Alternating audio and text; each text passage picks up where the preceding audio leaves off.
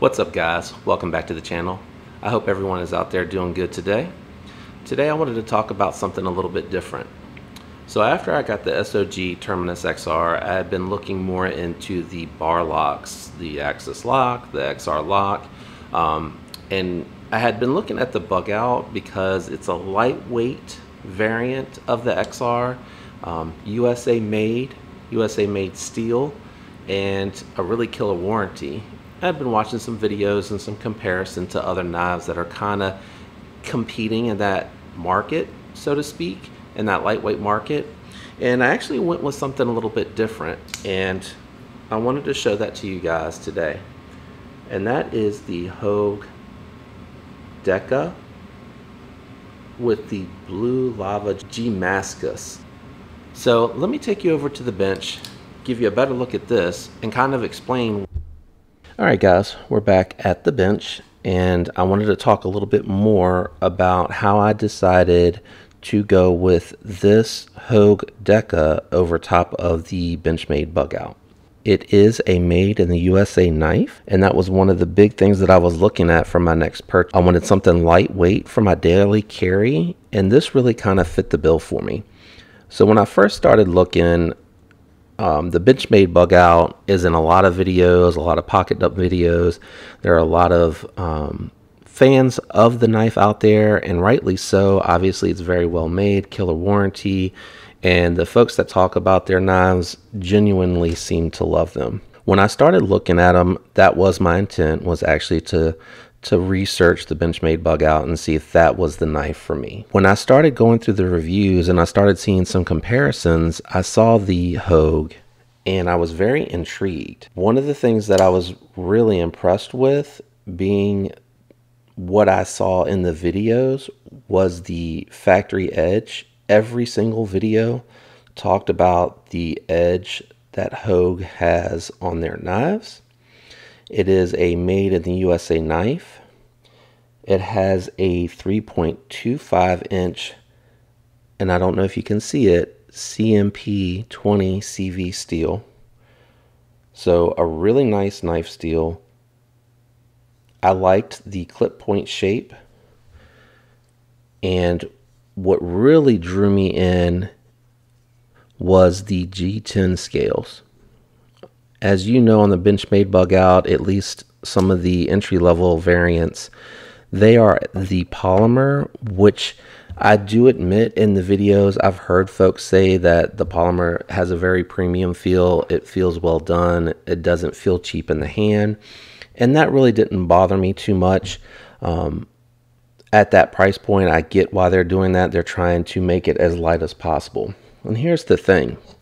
Even with these G10 scales, this Hogue comes in at a very featherweight 2.3 ounces. To me, that is plenty light to still get, in my opinion, a more premium scale material. Not just is the material, the G10, a little bit nicer in my opinion, and that's just my opinion. I really actually like this Damascus, as they call it, where they have the black, the gray, and the blue kind of looking like lava, and that's what they call it, the lava blue. Could be blue lava. I'm not looking at it right now, but I think it's the lava blue. So let me take you through the knife real quick. So the overall length, 7.5 inches. Again, blade length is 3.25 inches. So it's a very small knife for me, and as you can see in hand, this, to me, I constitute as a small knife because I pretty much swallow the whole thing. Not a whole lot hangs out when I'm in the neutral position holding the knife. So that's why I say it's a small knife. And this has actually quickly become my favorite small knife. I find myself going to this knife more and more to carry it. And to me, that says something about the knife itself. It has a slim profile, deep enough pocket clip that is reversible. And I'll go ahead and get to one of the cons now, and that's the block plate on this side with the screws that actually are risen above the scales. I actually do feel that when I'm gripping, but I don't know if it's necessarily a con because it's my pinky and my pinky actually has something a little bit more to grip onto. And not that I'm using this hard use, I'll be completely honest. I'm using this to open boxes, cut zip ties, strings, basic stuff that I do around the shop, not a whole lot of heavy duty hard use. And I've heard in the reviews that the Able Lock is very strong and durable, and I don't doubt that. I mean, there is no play at all. It came out of the box with very smooth action. So the other knife that I had it to compare it to, the only thing that I had it to compare it to, is the, again, $55 SOG Terminus XR, which does have very good action. It's very, and it's broken in nicely, but it's very, very smooth, has really good action. And it does have G10 scales, but they're not as nicely done as what you see on the Hogue. So hopefully that comes through so you can see kind of the subtle differences, the pattern, the texture. Not all G10s are equal, but it does give you a good comparison of the size. But the big thing that I also saw in a lot of the review videos of folks saying that have handled both the Benchmade Bugout and the Deka is that Hogue has a more silky smooth operating feel, that it feels more premium and a little bit better done. And I haven't held or handled a Bugout, but I can tell you in comparison to the Terminus, which you can feel the action even though it's a good action, and I know it's really hard to describe that on video, but the SOG has a bit more resistance in the feel of the action, and it's probably the way that they've designed the knife versus the Hogue. Just again, really crisp. I mean, it is just a really crisp, smooth, buttery action. I mean, you can open this probably with minimal to no effort. If you had no hand strength, it's going to want to open every time. As I say, every time it didn't open. I mean, that action is incredible. Now, a couple things that I've heard about in the reviews, and we're going to set the SOG aside and I'll do some comparisons, and that'll be one of them in a moment. So one of the things that I've heard folks talk about is the actual gap here underneath the blade, and that the edge doesn't come all the way through. Having handled the knife for some time now, I actually have learned why they've done this and what I think the workaround could be.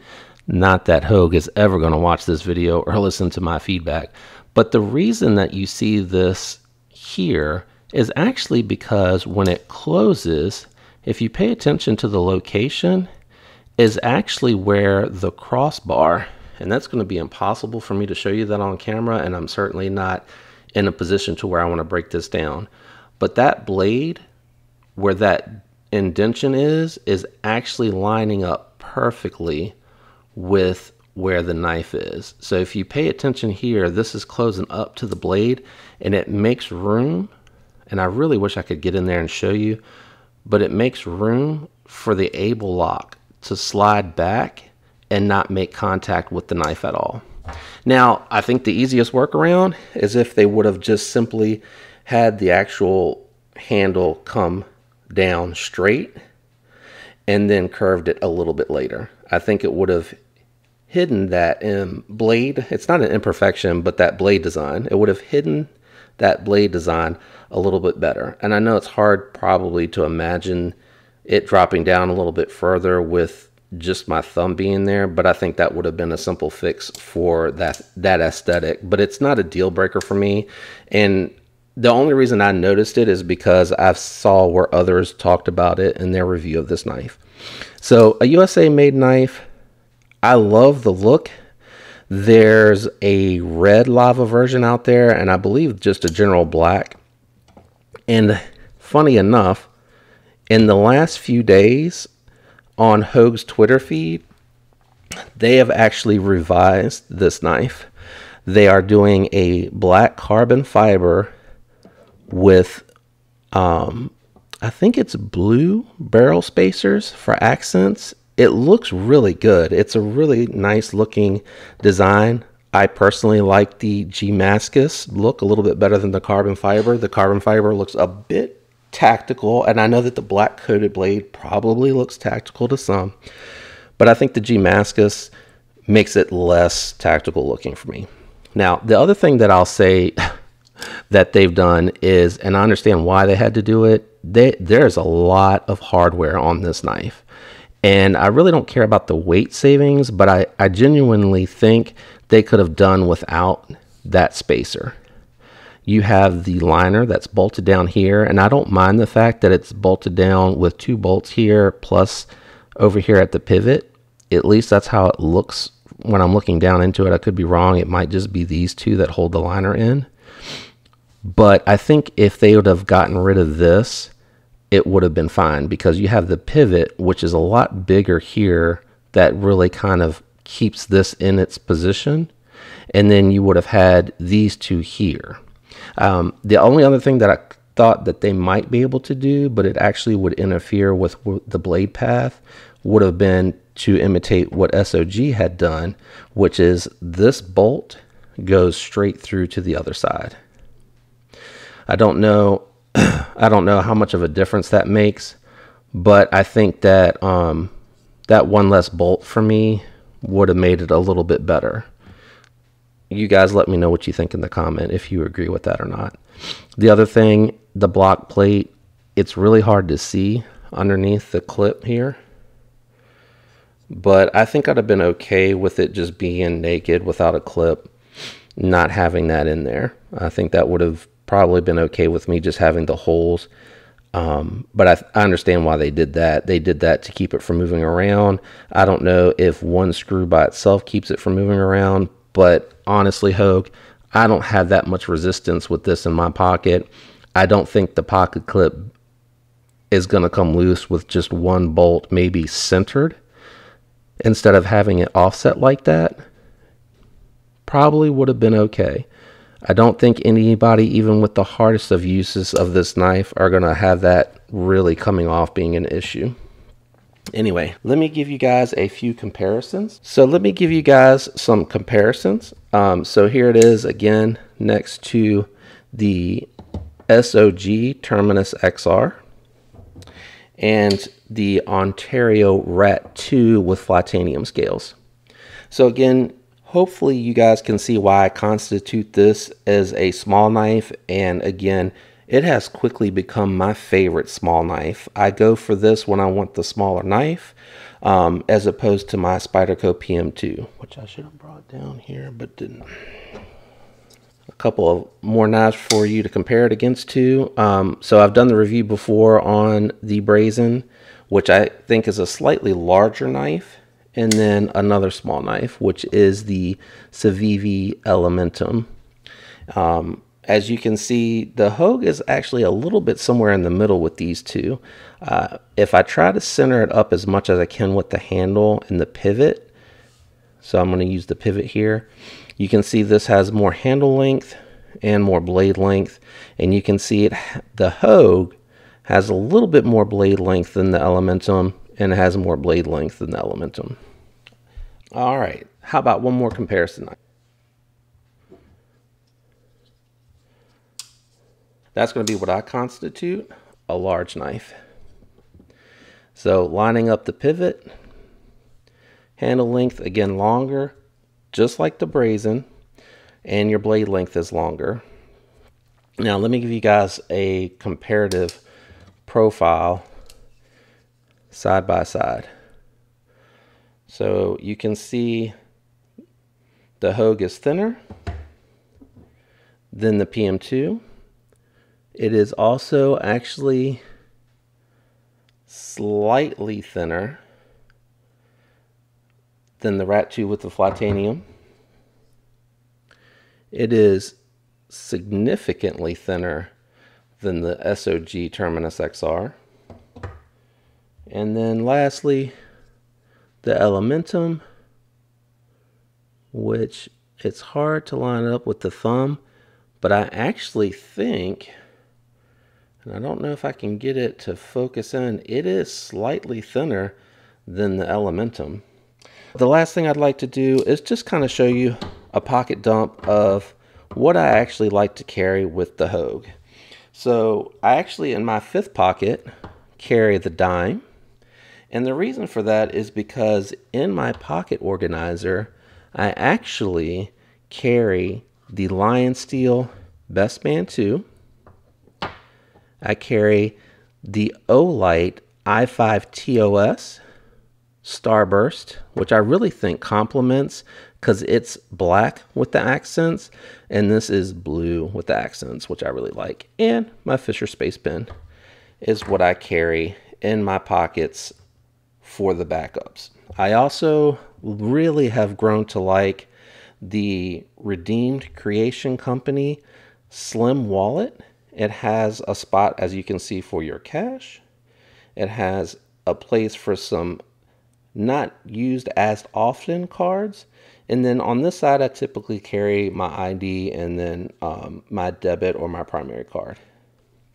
So that's kind of what my pocket dump looks like. I really like this knife. I highly recommend it, especially if you're considering a bug out or something in the bug out realm. That knife to me is a very good knife, and you can't go wrong if you decide to go with the actual Benchmade Bugout. But I think for relatively close to the same price point that you actually get a little bit better locking system from what I've seen in the reviews, a slightly more premium G10, and a better looking, in my opinion, Damascus Blue Lava scale, and a little bit better blade material. Let me know what you guys think in the comments. Do you agree?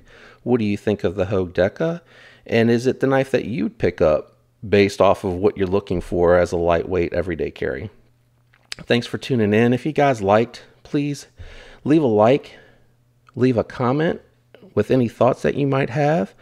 If you enjoy the videos, consider subscribing. I'd love to have you join the community and give me your feedback and tune into what I'm doing for my reviews. Thanks, guys. Peace. Let me give you guys some That's my review of the Hogue Deka. No, we're not quite there yet.